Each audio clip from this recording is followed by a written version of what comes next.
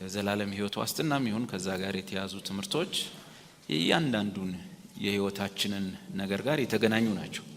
ከምንበላው፣ ከምንጠጣው፣ ከምንለብሰው፣ ከምንወጣው፣ ከምንገባው፣ ከማህበራዊ ሕይወታችን ጋር፣ ከኑሯችን ጋር፣ ከትዳራችን፣ ከስራችን ጋር የተያዘ እነዛ ሁሉ አሁን ያልጠቀስኳቸው ነገሮች ሁሉ ከዚህ ሕይወት ጋር የተገናኙ ናቸው።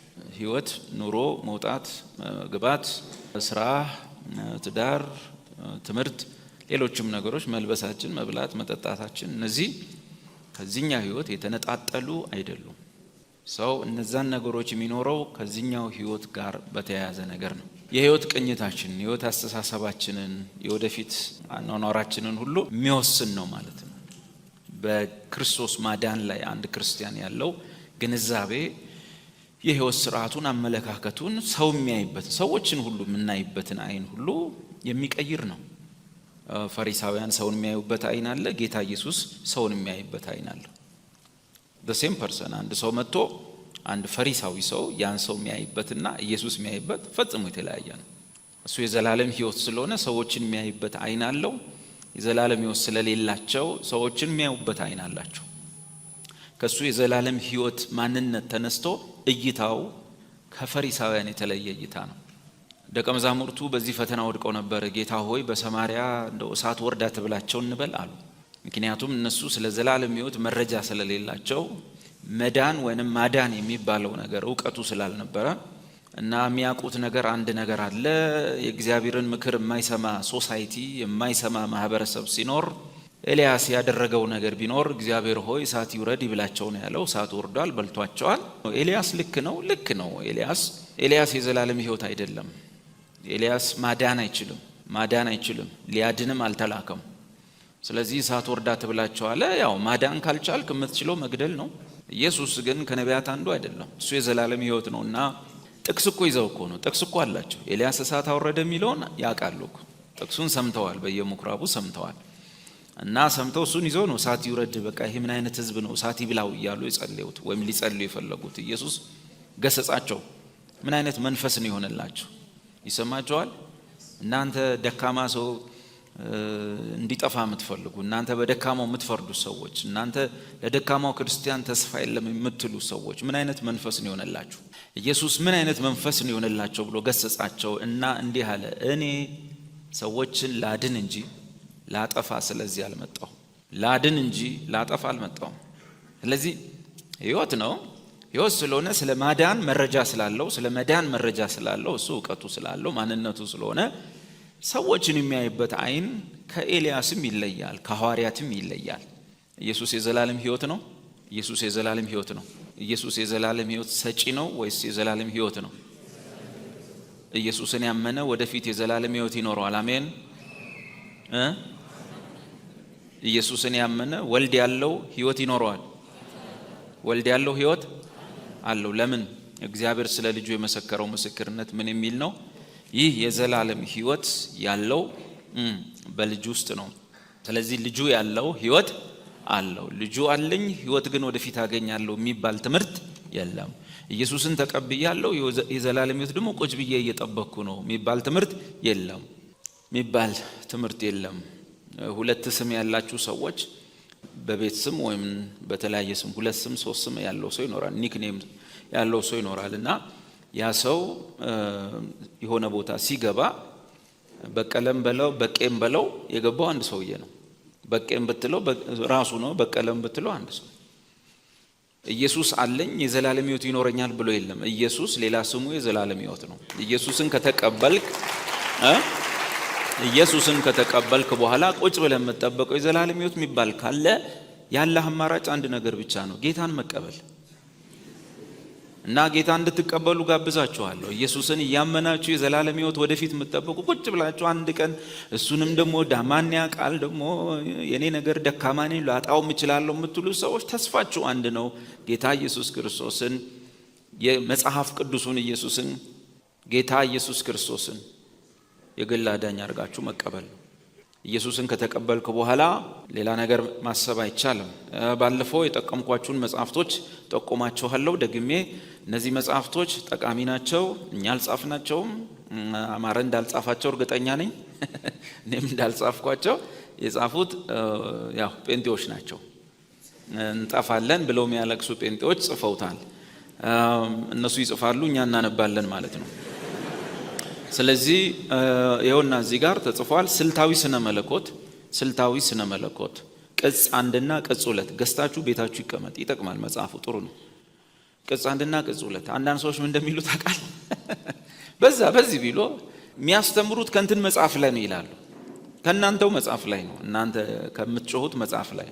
እስካሁን ድረስ ከቁርአን አልጠቀስንም፣ እስካሁን ከታምረ ማርያም አልጠቀስም። ጴንጤ ከጻፈው መጽሐፍ ላይ ነው። አለማንበባቸው ያስፈርድባችኋል እንጂ እኛ ስላነበብነው ልትፈርዱብን አይገባም። ሃይማኖት ከየት ይሸመጠጣል? ዝም ብለህ ቁጭ ብለህ አስበህ ትፈጥረዋለህ እንዴ? አባቶቼ ያመኑትን እኮ ነው የምነግርህ። ኢየሱስ ያስተማረውን ሐዋርያት የጻፉትን አባቶች የከተቡትን እኮ ነው የምንነግርህ። እኛ ላይ ደርሶብን ነው። እኛ ተረኛ ነን። ያንን ነው እኮ የምንነግርህ እንጂ ከየት እንሸመጠጣለን? ይሄን እኮ ድሮ አትናቴዎስ ብሎታል እና እኮ እሱን እኮ ነው የምንለው። ይሄን እኮ ጳውሎስ ያለውን ነው እኮ እሱን እኮ ነው የምንለው። እሱን እኮ ነው። አዲስ ነገር እንደ አቴና ሰዎች ልጠብቁ ነው እንዴ? የአቴና ሰዎች ናቸው ፈጠራ የሚወዱት፣ የፈጠራ ትምህርት የሚወዱት።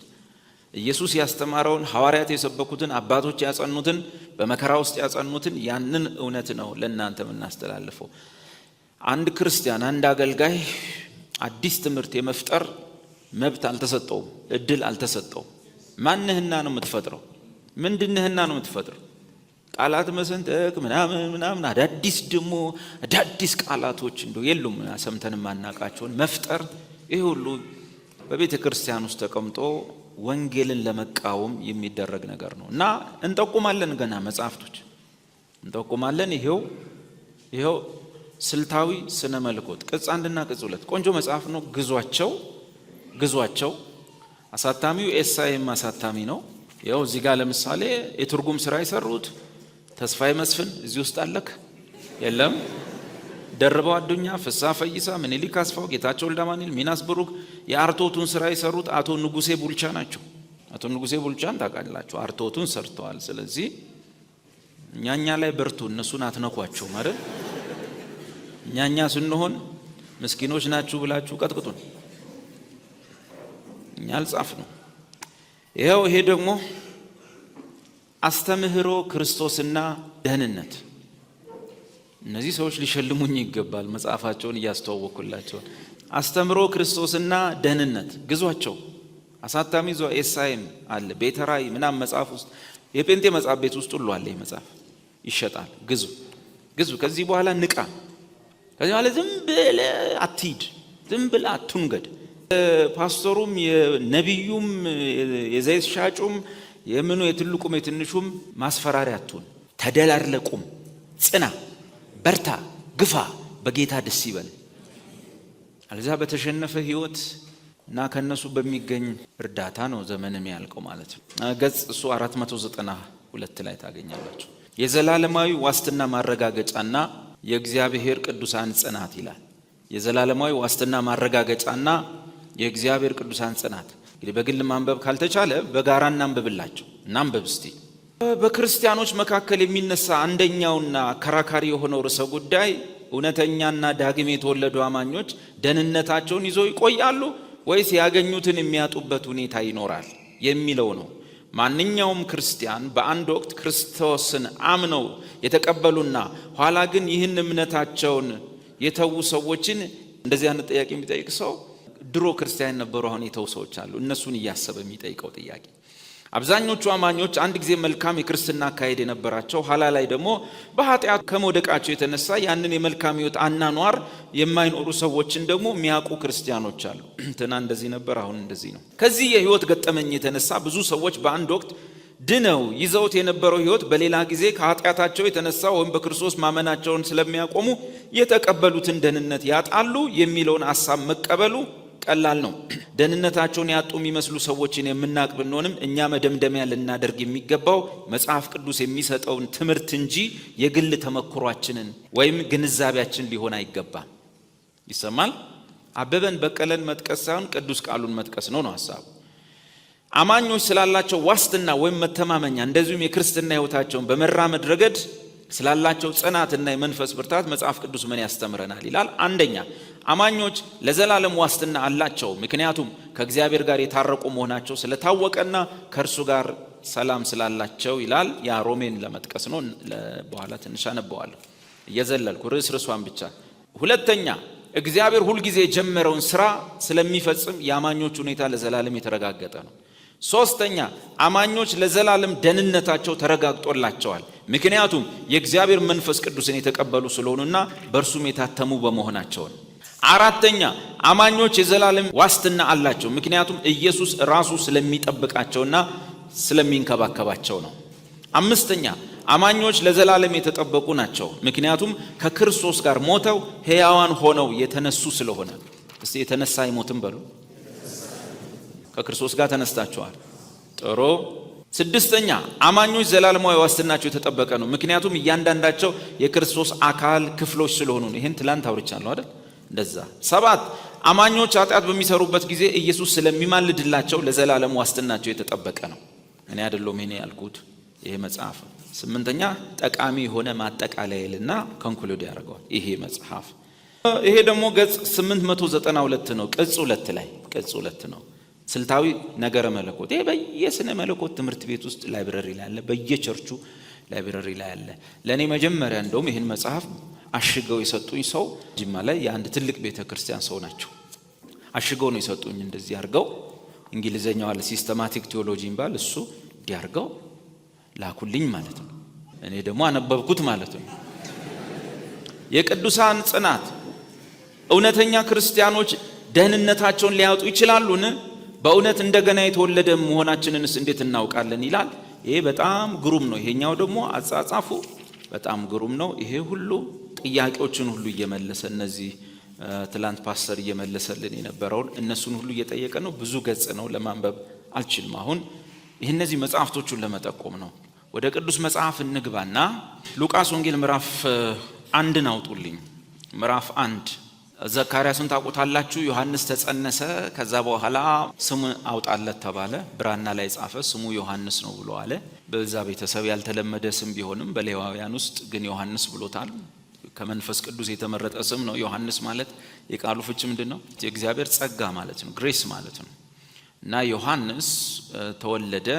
ከዛ በኋላ በመንፈስ ቅዱስ ሆኖ ዘካርያስ አይኑ ከበራለት በኋላ ትንቢት መናገር ጀመረ። እኔ አሁን ስለ ዘካርያስ ስለ መጥምቁ ዮሐንስ ያወራውን ትንቢት ሳይሆን የምፈልገው ወረድ ብሎ ስለ ኢየሱስ ያወራውን። እስቲ የመዳን ቀንድ በሉ፣ የመዳን ቀንድ በሉ። ያ የመዳን ቀንዴ ጌታዬ፣ የመዳን ቀንዴ ምንድነው? ቀንድ ምንድነው? ቀንድ በመጽሐፍ ቅዱስ ኃይል፣ ፓወር፣ አውቶሪቲ ወዘተ። ቀንድ እንደሱ ማለት ነው። ኢየሱስን ምን ብሎ እንዳለው ታውቃላችሁ? ማንም እዚህ መሃል እንዲያርጌ ነው ምድነው፣ እንዲህ ካላረኩ አልድንም፣ እንዲህ ካረኩ ነው ምድነው የሚል ሰው ቀንድ አለክ ማለት ነው። እና ብራዘር ቀንዳም ምንም አቅም የለህም። እውነት ልንገርህ፣ ያለ ኢየሱስ ተስፋ የለህም። ያለ ኢየሱስ እኔ እዚህ የመጣሁት ኢየሱስን ላከብር ነው። ዛት ሚንስ አንተን ልክን ልነገር ነው። እግዚአብሔር ኢየሱስን ብቻ አክብረው። እዚህ ቤት ማንም ሰው አይታይ። ሸፍነን እስከ ዛሬ ያቆየህን፣ የደገፍከን፣ በብዙ ነገር ውስጥ ስናልፍ ያበረታህን፣ አቅማችን፣ ጉልበታችን ስንፍገመገም የደገፍከን፣ ስንወድቅ ያረገጥከን፣ ያነሳህን የእግዚአብሔር ልጅ ኢየሱስ አንተ ብቻ ከፍ በል። የሰው ትምክት፣ የሰው ኃይል ሁሉ ይውደቅ። ያንተ ማዳን፣ ያንተ ጸጋ፣ ያንተ ምሕረት፣ ያንተ ሕይወት እርሱ የተገለጠ ይሁን። እግዚአብሔር ሆይ ኢየሱስን አክብረው። በዚህ ቤት ውስጥ ኢየሱስን ብቻ አክብረው።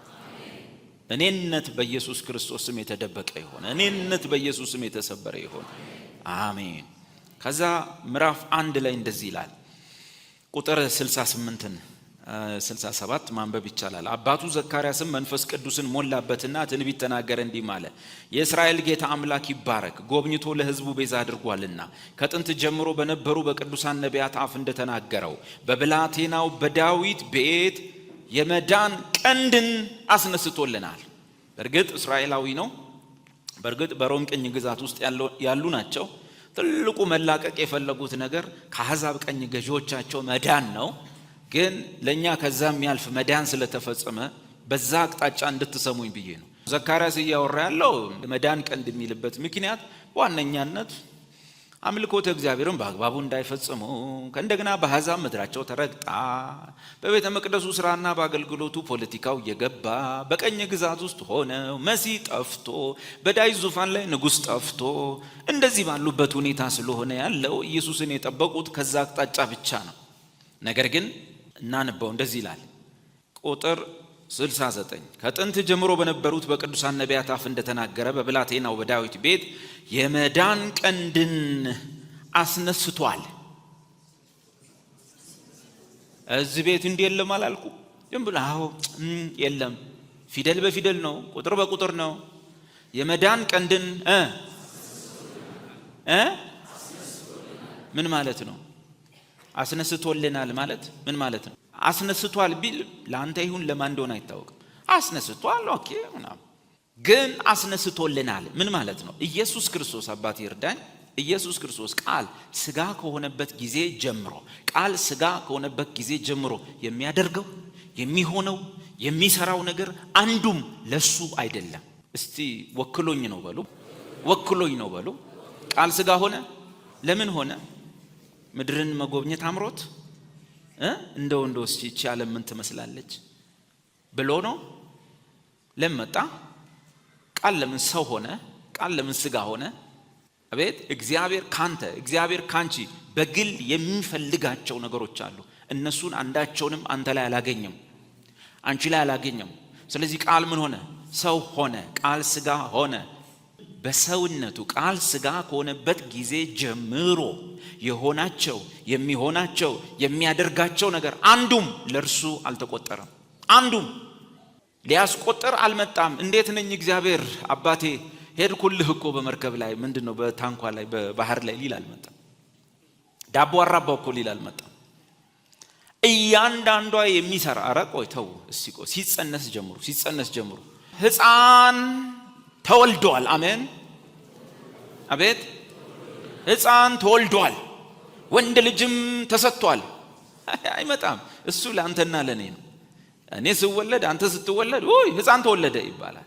ለምን? ለማንም ስላልተወለድክ፣ ምንም ስለ አታድነን አትገለን። ስለዚህ አንተ ጋር ሲሆን ምን ይሆናል? ሕፃን ተወልዷል። ለአንተ ነው። ለኢየሱስ እንደሱ አይደለም። ለኢሳይያስ ተወለደ ልትለው ይችላል። ለዳዊት ተወለደ፣ ለሙሴ ተወለደ፣ ለአብርሃም ተወለደ። ኢየሱስ ጋር ስትመጣ ሕፃን ተወልዶልናል ማለት የራስ ነው የምታረገው፣ ያንተ ነው። ማርያም ይዛው ቆይ ማርያም ይዛው ተቀበላታ። ሰውየው ምን ነው ቢሉ እዛው መለሰላት፣ አይኖቼ ማዳንህን አይተዋል፣ ማዳንህን አይተዋል። ማርያም ይዛው ለዓለም የሆነ እዛው ይዛው ሰይፍ ነው በልብሽ ውስጥ የሚያልፈው። ይሄ ማለት አድጎ ሊጦርሽ አይደለም ነው። አድጎ ሊጦርሽ አይደለም፣ ለዓለም ሁሉ ሲሞት ባይንሽ ታያለሽ ተባለ።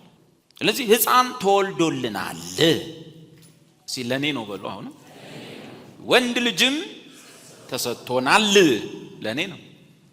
ቀጥሎ ደግሞ ስሙን ኢየሱስ ትይዋለሽ ወይም ስሙን ኢየሱስ ትለዋለህ ተባሉ።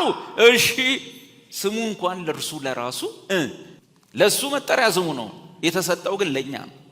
እስቲ ኢየሱስ ትዝ ይላችኋል? የሆነ ወንጌል ትዝ አይላችሁም? እሱም ቦታ የሚነግረኝ ኢየሱስ የሆነ ጋኔን አግኝቶ በስሙ ያስወጣ ቀን ትዝ አይላችሁ? የሆነ ርኩስ መንፈስ አግኝቶ የሆነ ቦታ ጋር ኢየሱስ አግኝቶ እንደዚህ አላለውም? አንተ ርኩስ መንፈስ በኢየሱስ ስም ውጣ አላለውም? ኢየሱስ በስሙ አጋንንት አውጥቶ አያውቅም እንዴ? አንዳንድ ሰው ይላችሁ መጽሐፍ ቅዱስን በጣም ጎበዝ አንባቢዎች አሉ። ይሄን ከጨረሱ በኋላ ይሄን የሚያነቧል ነጩ ነው። እነሱ እነዚህን ጥቅሶች ያገኛሉ። እነሱ ሰዎች ናቸው ያስቸገሩ ወገኖቼ። ኢየሱስ በስሙ አጋንንት አውጥቶ አያውቅም። በስሙ ሙታን አስነስቶ አያውቅም። ለምን? ስሙ ለኔ ነው የተሰጠ። መጽሐፍ ነው የሚለው። ምንድነው የሚለው? ከሰማይ በታች እንድንበት ዘንድ ለሰዎች የተሰጠ። ለማን የተሰጠ? ለሰዎች ምን የሆነ የተሰጠ ምን ስም? ከሰማይ በታች ሌላ የለም። ስለዚህ በስሙ የኃጢአታችሁ ስርየት ተሰበከላችሁ። ልጆቼ ሆይ ኃጢአታችሁ ስለ ስሙ ምን ሆነ? ተሰረየላችሁ። እያንዳንዱ ታሪኩ ኢየሱስ 33 ዓመት ሙሉ በድህነት ኖረ ምናምን የኔ ምስኪን እንደው አይ ይብለ የሚላቀሰው ሊኖር ይችላል። ኖ በእርሱ ድህነት እናንተ ባለጠጎች ተሆኑ ዘንድ ማለት የሚሆናቸው ነገሮች ሁሉ ለኛ ናቸው። እንደው ቀጠቀጡት እኮ አሰቃዩት እኮ ወዘተ ሰውነቱን ከራስ ፀጉሩ እስከ እግር ጥፍሩ አየኔ ጌታ የየ ከዛሳ አልቀሰ ከተበተንክ ጉድፈላ መጽሐፉ የሚለው በእርሱ ቁስል እኛ ተፉ የሚሆናቸው ሁሉ ስለማነው ስላንተ ነው። መጽሐፍ ነው የሚለው ሲሰቀል እንኳን ከእርሱ ጋር ተሰቀላችሁ ነው የሚለው። ሲሞት እንኳን ከእርሱ ጋር ሞታችኋል ነው የተባለው። የሚሆነው ሁሉ ማንን ወክሎ ነው? ወይም በሌላ አነጋገር አንዱ ስለ ሁሉ ሞተ አይደለም? እንኪያስ ሁሉም ምን ሆኖ ሞቷል። እሺ ሞቻለሁ በሏ። ያን ቀን በሉ በኃጢአቴ ምክንያት ሞቻለሁ በሉ። ተነስቷል። ለጽድቅ እንኖር ዘንድ ከእርሱ ጋር አብረን ተነሳን። መነሳት ብቻ አይደለም፣ ቀጥሎ ከእርሱ ጋር በቀኙ አስቀመጠን።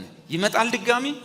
መጽሐፍ ምን ይላል? ሕይወታችሁ የሆነው ክርስቶስ በሚመጣ ጊዜ ያን ጊዜ እናንተም ከእርሱ ጋር አብራችሁ በክብር ትገለጣላችሁ። ይነግሳል። መጽሐፉ የሚለው እንነግሳለን ይላል። ባሪያዎቹ ከእርሱ ጋር ኖሩና ነገሱ ይላል።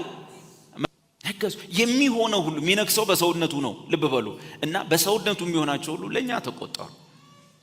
በመጽሐፍ እንደተጻፈ ብንጸና ከእርሱ ጋር እንነግሳለን። ያ ብቻ አይደለም። በዛ በራእይ ምዕራፍ 20 ከቁጥር 6 በኋላ በፊተኛው ትንሣኤ የሚነሱ ሁሉ ብፁዓን ናቸው። ለምን?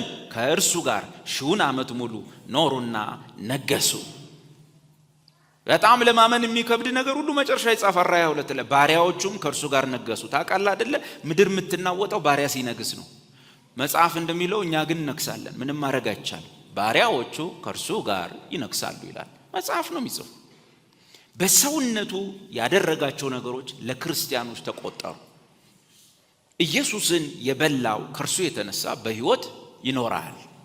የዘላለም ሕይወት አለን። አሁን እናንብና በዳዊት ቤት የመዳን ቀንድን አስነስቶልናል።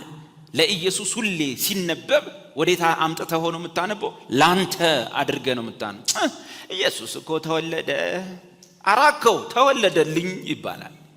እንደው እኮ ገደሉት ሞተልኝ ነው የሚባለው። እያንዳንዷ ነገር የእግዚአብሔር ልጅ በምድር ላይ የሚሰራት ሁሉ ላንተና ለኔ ነው። እዚህ ቤት ላለ ነው፣ ለመላእክት አይደለም። ላንተና ለኔ ነው እየፈጸመ ያለው እየሰራ ያለው። የሚቀረን ነገር በሙላት ያደረጋቸውን ነገሮች ለኛ አድርጎ መቀበል ነው። በሙላት ችግራችን እርሱ የሰራቸውን የኛ አድርገን ከምንቀበል ይልቅ እኛ የሰራናቸውን መቁጠር እንወዳለን። እስቲ ወገኖቼ ኢየሱስ ያደረገልን የሰራልን በዚህ ገብቶ በዚህ ወጥቶ ይሄን ሁሉ ሰርቶልክ ከሚባል ይልቅ ወገኖቼ እስቲ ሰሞኑን ምን ነበር የሰራ ነው ስንባል ደስ ይለናል። የሱ ከሚቆጠርልን እኛም እናስቆጥረውን ብንቆጥር ደስ ይለናል። ያ ነው ትልቁ ችግር። ሃይማኖት ትልቁ አደጋው ይሄ ነው። ሃይማኖት የእግዚአብሔርን አይቆጥርልህም፣ ያንተን ነው የሚቆጥርልህ። ትንሽ ስትሰራ ያጨበጭብላል። አጨብጭቡለት። በእውነት ይሄ ሰው በእውነት 7 ቀን ነው ጾሞ የወጣው ለምድሪቱ ነው የጸለየው እልል በሉለት ይልና ከዛ በኋላ ሰው ነህና ትሰናከላለህ፣ ትደክማለህ። ያን ጊዜ ደግሞ ስደቡት፣ ትበሉት፣ አትጨብጡት፣ አትንኩት፣ እርኩስ ነው ምናምን ይልሃል። ይህን ማስተምር እኔ በዚህኛው ሰውዬ መንገድ በሕይወቴ ዘመን ሄጄ አይደለም። እንወዳደር እንዴት ነው ነገሩ? ነገር ግን እውነታው ይሄ ነው። ይህ ሰው ተስፋ አለው። ይህ ሰው የእግዚአብሔር ልጅ ነው። በእነዚህ በእኛ ወቅታዊ ስሜት መውጣትና መውረድ ላይ የተመሰረተ ህይወት እግዚአብሔር አልሰጠንም። በአንተ ማንነት ላይ የተጣለ ህይወት አልሰጠንም። እና የመዳንን ቀንድ አስነስቶልናል ማለት የመዳንን ኃይል አስነስቶልናል። ኃይል የሚያስፈልገው የማይችልን ነገር ወደሚችል ነገር ለማምጣት ነው። ውሃ ወደ ላይ አይወጣም። ስለዚህ ወደ ላይ የማይወጣን ውሃ ወደ ላይ እንዲወጣ አቅም ስለሌለው ስለማይችል ተፈጥሮ ስላይደለ የሆነ ኃይል ያስፈልገዋል። የሆነ ፕሬሸር፣ ኤነርጂ፣ ፓወር ምናምን ያስፈልገዋል ውሃውን ወደ ላይ ለመውሰድ። እኔና አንተ በእግዚአብሔር ፊት መቼም የዘላለም ህይወት በራሳችን ልናገኝ አንችል። ስለዚህ እግዚአብሔር በዳዊት ቤት ምንድን ያስነሳው? የመዳን ቀንድ አስነስቶልናል። ጥሩ አስነስቶልናል። ከምንድን ነው የሚያድነው? ለአይሁድ በወቅቱ ለእስራኤል ልጆች ወይም ለአይሁድ የገመቱት ግምት ከሮማውያን ቀኝ ገዢዎች ከቀኝ ገዢዎቻቸው ከጭቆናው ከተማረሩበት የፖለቲካ ስርዓት ወዘተ ነው እነሱ ያሰቡት። ማዳኑም ከወደረኞቻችንና ከሚጠሉን ሁሉ እጅ ነው። ባጭሩ በእነሱ አነጋገር ከአሕዛብ ሁሉ እጅ ነው። እንደዚህም ለአባቶቻችን ምሕረት አደረገ። ለአባታችን ለአብርሃም የማለውን መሐላውን ቅዱሱን ኪዳን አሰበ። በእርሱም ማን በመዳናችን ቀንድ በእርሱም ከጠላቶቻችን እጅ ድነን በዘመናችን ሁሉ ያለ ፍርሃት። የመዳን ቀንድ ነው ኢየሱስ፣ የመዳን ቀንድ ነው። በዘመናችን ሁሉ ያለምን ያለ ፍርሃት። ዋነኛ ጠላት ኃጢአት ነው። ዋነኛ ጠላት ነው። ምክትል ጠላት እንደሆነ አላውቅም፣ ሰይጣን ነው፣ እቺ ዓለም። እነዚህ ሁሉ በእነዚህ ሁሉ ላይ አለ ፍርሃት እንድንኖር ከጠላቶቻችን እጅ ሁሉ አድኖናል። በመዳን ቀን ከአንዳንዱ አይደለም ከሁሉም ድነናል። መዳናችንን እንቀበላለን እንጂ ፈውሳችንን እንቀበላለን እንጂ ጤናችንን እንቀበላለን እንጂ ይሄ የመዳን ቀንድ ከጠላቶቻችን ሁሉ እጅ አድኖናል። አንድ ሰዓት ስንጸልይ 45 ደቂቃ እርኩስ መንፈስ ከመገሰጽ ገላግሎናል። 15 ደቂቃ ወደ እግዚአብሔር ከመጸለይና 45 ደቂቃ ስም ከማለት ነፃ አውጥቶናል። በአብ ፊት ሆነ ማለት በአብ ፊት ሆነ። አባቴ አባቴ በሚለው ነገር ውስጥ ማለት ነው። በአምልኮም ይሁን በጸሎት ጊዜ ውስጥ ማለት ነው። ከአብ ይልቅ አጋንንት እየታዩ ጠላት እየታየ ሰይጣን እየታየ ካለው ከእንደዚህ አይነት ነገር ይሄ የመዳን ቀንድ ነፃ አውጥቶናል። ታውቃላችሁ ሰው አንድ ሰዓት ከጸለየ 45ን ሲዋጋ የሚያሳልፍበት ዘመን ነበር። ደግሞ ታውቃለህ ሰው አባ አባት እያለ ከሚጨው ወይም ወደ አምላኩ በክርስቶስ መጋረጃነት ከሚቀርብ ይልቅ ሰው እዚሁ ሰፈሩ ያሉ ነገሮችን የሚያስፈሩ ነገሮችን አንደኛ የራሱን ኃጢአት ደጋግመ ስትነግረው፣ ሁለተኛ የሚዋጉንን ዘንዶ ተወርዋሪ ጭራ ያላቸው ቀንድ ያላቸው ጺማም መናፍስቶች አሞራው ቁራው ስትል ሰው የበለጠ ደስተኛ ይሆን ይመጣል። ያ ብቻ አይደለም፣ እየፈራም ስለሚመጣ የጸሎት እንትኑ እየጨመረ ይመጣል። እያመነ መጥቶ አይደለም፣ እየፈራ መጥቶ ጅማ ላይ አንዱ ፓስተር የነገረኝ እውነተኛ ነገር እና ልጅቷ ዝም ብላ አያለው ሰማይ ሁሉ ላይ ብዙ እባቦች አያለው ይተራመሳሉ፣ ትልቅ እባቦች ምናምኖች እያለች እየጸለዩ በአጋጣሚ ደግሞ ቸርቻቸው ቆርቆሮ በቆርቆሮ ነው፣ ጣራውም ቆርቆሮ ነው ምናምንና እየጸለዩ እባብ ሰው ሁሉ ፈርቷል።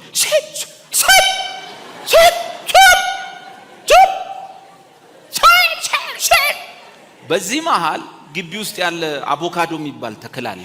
አቮካዶ የሱ አንዱን ፍሬ ቆርቆሮ ላይ ጣለው ማለት ነው።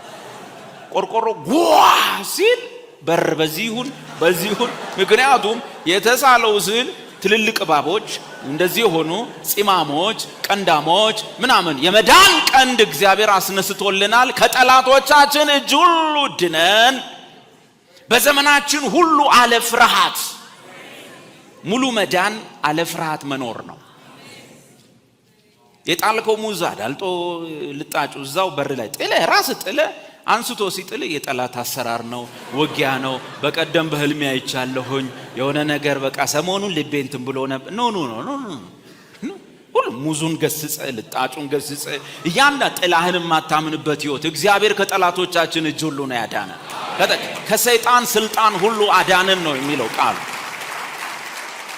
ያ መንፈስ በሰው አካል በሰንበዲ ተገልጦ ሲመጣ አምጣውና እዚህ እናሳያለን እናፈርጠዋለን ማለት ነው። በተረፈ ግን እየፈለግን እያሰስን ምን ይኖር ይሆን እዚህ አካባቢ?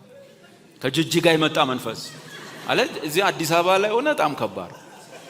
ይሄ የሆነ ስለገጠመኝ ሴትዮዋ እየጸለይን ጉባኤ ላይ የሶማሌ መንፈስ እኛ ጅማ ነን ያለን እና ምን ሆነው ነው ትይንትና ዛሬ አልኩ ጅጅጋ ይላሉ። በሽቶ የምትገባ ምን አይለ ለካ ልጃቸውን ሊጠይቁ ጅጅጋ ሄደው ነበር። እዛ ጉባኤ ላይ ለካ የጅጅጋ ላይ በሽቶ የምትገባ በኦጋዴን በመናምን ተብሏል። እና ሴትዮዋ ያ አዲስ መንፈስ ስም ማግኘታቸው ነው፣ ግኝት ነው። አምጥተው ጅማ ላይ የኦጋዴን መንፈስ አብራይ ይሄ ሁሉ ምንድነው ሲባል ተው የዘላለም ህይወት፣ ተው ጽድቅ፣ ተው መዳን። ሰይጣን ራሱ በየቀኑ ያስፈራን የምንኖር ሰዎች አርገውናል። ጌታ ይገስጸው። ከጠላት ስልጣን፣ ከጨለማ መንግስት፣ ከሰይጣን ኃይል ሁሉ አዳነን። ያድነናል ሳይሆን አዳነን። ቤዛነቱንም እርሱንም ዝም ብለ ሰክተን እንዳትኖር ምን ተባለ መሰለ? የኃጢአታችንን ስርየት ወዳገኘንበት ወደ ፍቅሩ ልጅ መንግስት አፈለሰን። ፍርሃት የሃይማኖተኞች ጉልበት ነው። ፍርሃት ሃይማኖተኞች ሰዎችን አስፈራርተው ባሪያ አድርገው ገንዘባቸውንም አእምሯቸውንም ንብረታቸውንም ወርሰውና ጨቁነው የሚይዙበት ጉልበት ፍርሃት ነው። የሃይማኖቶች ጉልበታቸው ሌላ ነገር አይደለም፣ ማስፈራራት ነው። ጌታ ኢየሱስን ለምን ጠምደው ያዙት?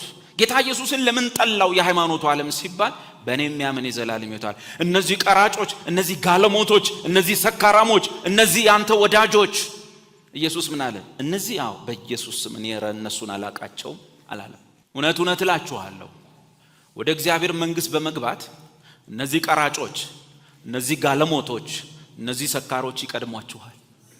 አሁን አበበ በቀል አለ ኢየሱስ ካለ አለ የክርክር መቋጫ የእግዚአብሔር ልጅ መናገሩ። እናንተ ግን አላቸው ታጠበዋል፣ ታጠነዋል፣ ነጭ ለብሰዋል፣ ምኩራብ ውስጥ አደራደራቸው፣ ወንበር መስመር አጠባበቃቸው እንዴት ያምራል መሰለ በዚህ መደዳ። እናንተ ግን ወደ እግዚአብሔር መንግሥት አትገቡም አታስገቡምም። እንደውም በቃ ነጭ ለብሰው እንዲህ ተድርድረው ሲያይ በኖራ የተቀባ መቃብር ትመስላላችኋል። እንደዚህ አይቷቸው አየ ጸዳ ብለ ሲኦል መግባትም አለ። ኢየሱስ ክርስቶስን ተከትለ ግን አታፍርም። በእርሱ የሚያምን ሁሉ አያፍርም ተብሎ እንደተጻፈ መጽሐፍ እንደሚል በእርሱ የሚያምን ሁሉ አያፍርም። ነገር ግን በጽዮን በቤተ ክርስቲያን በእግዚአብሔር ጉባኤ መካከል የማሰናከያ ድንጋይ አስቀምጫለሁ።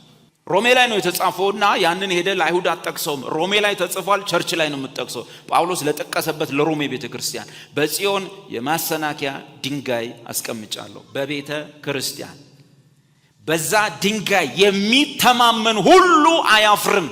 ነገር ግን ብዙዎች ይሰናከሉበታል፣ አይተማመኑበትም፣ እርግጠኛ አይደሉም። እና ኢየሱስ የመዳን ቀንዳችን ሲሆን የሚያድነንም ከጠላቶቻችን እጅ ሁሉ ድነን ቁጥር 74 ላይ በእርሱም ከጠላቶቻችን እጅ ድነን በዘመናችን ሁሉ አለ ፍርሃት በቅድስናና በጽድቅ በፊቱ እንድናገለግለው ምን አረገን? ይሰጠናል። አቤት! ይሄን እንደዚህ ይዘን ሮሜ 5 ላይ እንሄድ። ከዛ ወደ ዕብራውያን እንመለሳለሁ። ታውቃላችሁ አይደለ? ሮሜ 1 ላይ ያለው የተለያዩ አህዛቦች የተለያየ ህይወት ስርዓት ውስጥ የሚኖሩ ያው ምን አህዛብ ነው። እነዚህን ሁሉ አህዛቦች ኃጢአተኞች ናቸው። ምክንያቱም ጣዖት አምላኪ የተቀረጸ ምስል የሚያመልኩ ምናምን ናቸው። ስለዚህ አህዛብ ኃጢአተኞች ናቸው አለ። ምዕራፍ 2 ላይ ደግሞ ልክ ነው ጳውሎስ አህዛቦች ጣዖት አምላኪ ናቸው፣ የተቀረጸ የሚያንት የሚሉ ናቸው፣ እንደገዛ ፍትወታቸው የሚኖሩ ናቸው፣ እነሱ ኃጢአተኞች ናቸው ብሎ ሲል አይሁዳዊ እኮ አይደለም የአይሁድ መምህር አይሁዳዊን የአይሁዱ መምህር ጳውሎስ እንዲህ አለው፣ አንተም ያው ነህ አለው። ይሰማል። ምዕራፍ 2 ላይ አይሁዳዊን ምን አለው? አንተ የአይሁድ መምህር ሆነህ ሳለ የአይሁድ መምህር ብትሆንም ነገር ግን አንተው አይደለ እንደ የአይሁድ መምህር መቅደስ ውስጥ ቆመ መቅደሱ ስትል መቅደሱን ግን ዞር ሲሉ መሰርቃ እንደ አይደለ እንዴ? አይሁድን አይደለም የአይሁድን መምህሩን ዋናውን መምህር አንተም ጋር ያው ነው። ምን ሕግን ስለተቀበልክ አትጸድቅም። ሕግን የሚያደርገው ቢኖር ነው እንጂ ጸድቃል የተባለው እኮ ሕግ ያለው ሕግ የተሰጠው እስራኤል ይጸድቃል የሚል የለም አለው። ምዕራፍ 3 ላይ የእግዚአብሔር ጽድቅ ተገልጧል፣ እሱም ያለ ሕግ ይሆነናል። ምዕራፍ 4 ላይ አብርሃምን ምሳሌ ያመጣው። አብርሃም የጸደቀው ድሮ ገና ሳይገረዝ በፊት በነበረው እምነት ነው። መገረዙ በእምነት ያገኘው የጽድቅ ማረጋገጫ። በክርስቶስ ኢየሱስ በእግዚአብሔር ልጅ እጅ በመንፈስ ቅዱስ ኃይል ተገርዛችኋል። የተገረዘ ሰው በመንፈስ የተገረዘ በኢየሱስ እጅ የተገረዘ በሕግ ባልሆነ መገረዝ የተገረዘ እሱ እውነተኛው የእግዚአብሔር እስራኤል ክርስቲያን እሱ ይህ ሰው የጽድቅ ማህተም ተመቶለታል።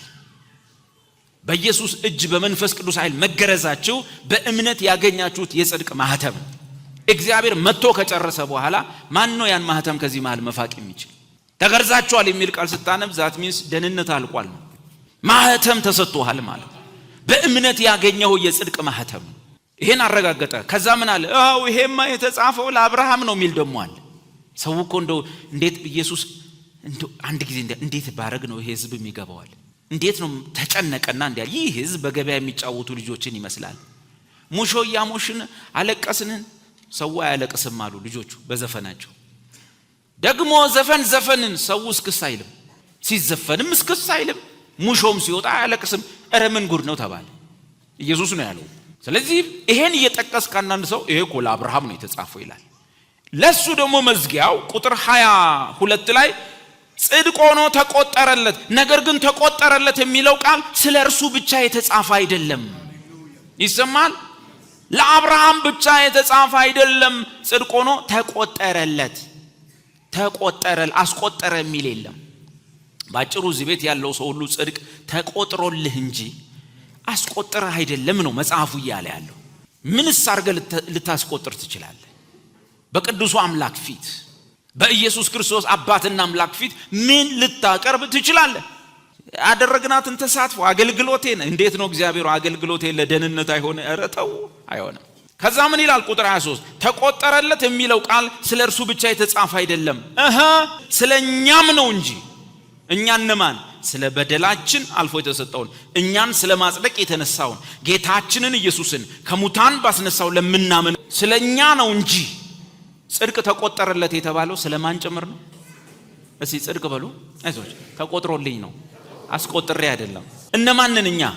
እኛን ስለ በደላችን አልፎ የተሰጠውን እኛን ስለ ማጽደቅ የተነሳውን ጌታችንን ኢየሱስን ከሙታን ባስነሳው ለምናምን ለኛ ይቆጠርልን ዘንድ አለው አይደለ?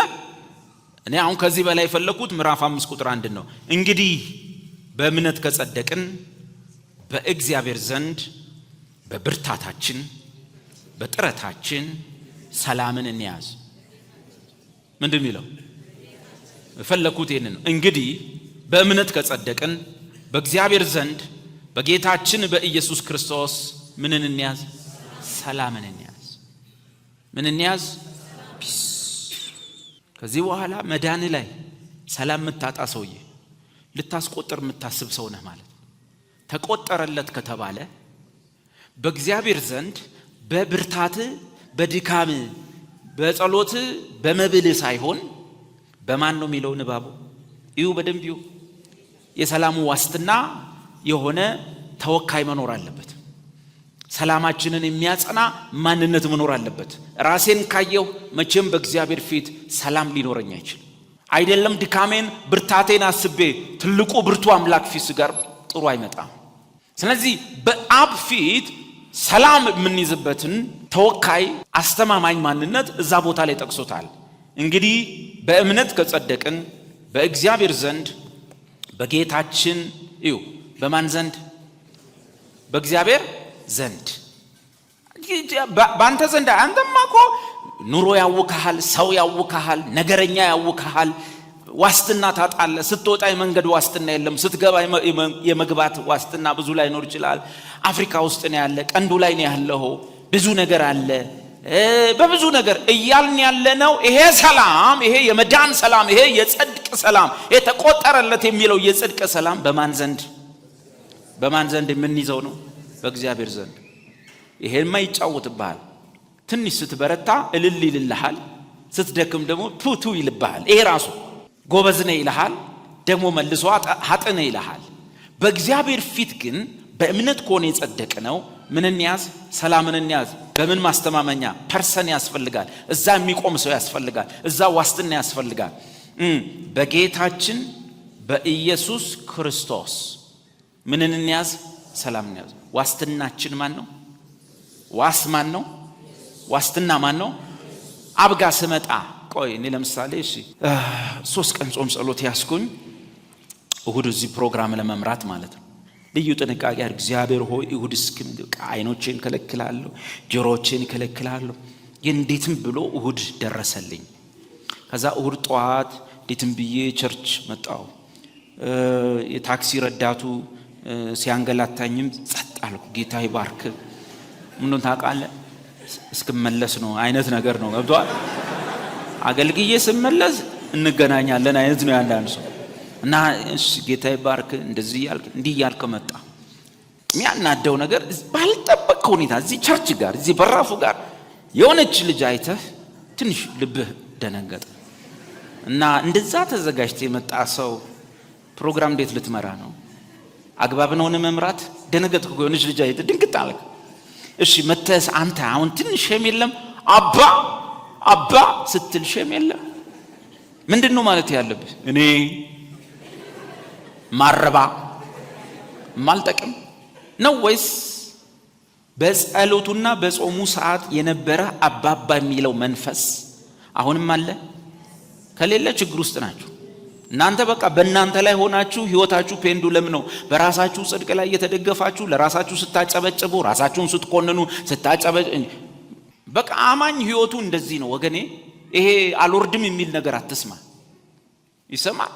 አልወርድም በቃ በቸራራው ላይ ነኝ አልወርድም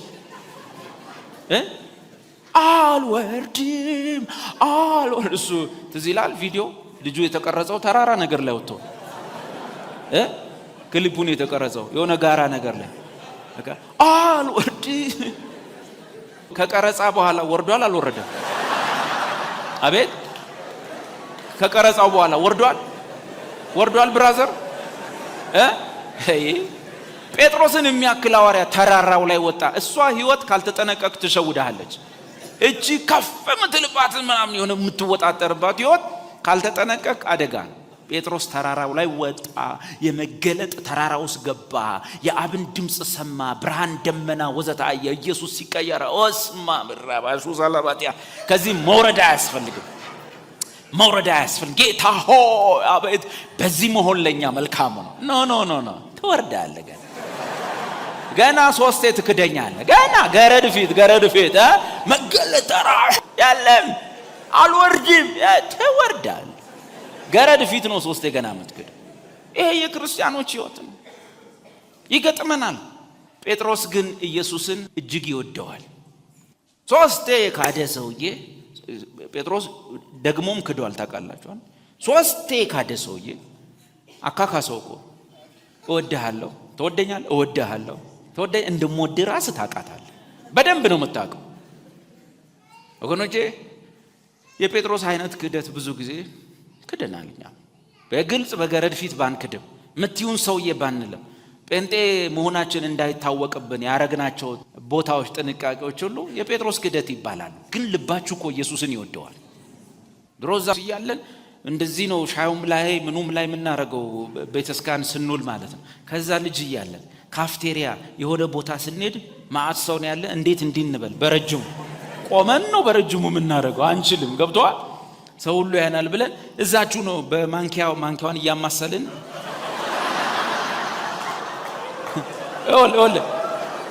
በስመ አብ ወወልድ ወመንፈስ ቅዱስ እሱ ምን ይባላል መሰለ? የጴጥሮስ ክደት ነው።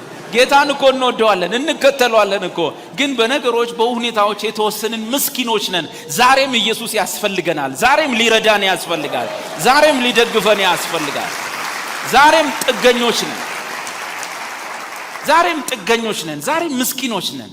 ዛሬም ጸጋው ያስፈልገናል። የዳንበት ጸጋ ለህይወት በሚሆን መገለጥ ከፍ ማለት አለበት። በጸጋ ላይ ጸጋ ያስፈልገናል። በምህረት ላይ ምህረት ያስፈልገናል። ማንም እንዳይመካከኛ መሃል እንዲህ ያለ ሰው ይጓዛል። ማንም አያስቆመውም፣ ይሄዳል። ሰይጣን አይከሰውም፣ ሰይጣን አይጫወትበትም። በእግዚአብሔር ዘንድ በምን ምክንያት ሰላም ይኖራል? የትኛውንም ነገርን ብትቆጥር ሰላም አታገኝ። በጌታችን በኢየሱስ ምን እንያዝ? ሰላምን እንያዝ። እኔ ይሄን እየነገርኳችሁ መሄድ ነው የፈለኩ። ሰላም ያዙ፣ ተረጋጉ። ድናችኋል፣ ጸድቃችኋል፣ የእግዚአብሔር ልጆች ናችሁ። በዛልክ ቁጥር ሲኦል አይታይ። እግዚአብሔር ኬዝ ክሎዝድ ብሎ የዘጋውን ፋይል አትገልብጡ። እግዚአብሔር ኃጢአታችንን ሁሉ በፊት ለፊቱ አስቀመጠ የሚል የለም። እግዚአብሔር ኃጢአታችንን ሁሉ ከኋላው ጣልልን። ምን ማለት ነው? ዳግመኛ ያው ማለት እኛንን እየመጣን እግዚአብሔርዬ አቤት። እግዚአብሔር ወደ ኋላ ጥሎታል ኃጢአቱ። እኛን እግዚአብሔርዬ አቤት ተንጠራ እንዲናያለን ከሱ ጀርባ እንዲህ እዛ 89 ላይ የሰራሁት 92 እሱ ምን ያደረገውን ማለት የጣለው እኛንም እንጎረጉረው። እዚህ በኋላ ወደፊት ሂድ፣ ገስግስ፣ አዲስ ሰው ነህ፣ አዲስ ፍጥረት ነህ። ጸጋው ኃጢአተኛነትና ዓለማዊ ምኞት እያስካደህ የተባረከውን ተስፋ ኢየሱስን እየናፈክ እንድትሄድ ያደርጋል። ማድረግ የሚችለው ጸጋው ብቻ ነው። አንተ አትችልም። ዛሬም የጸጋው ጥገኛ ሁኑ።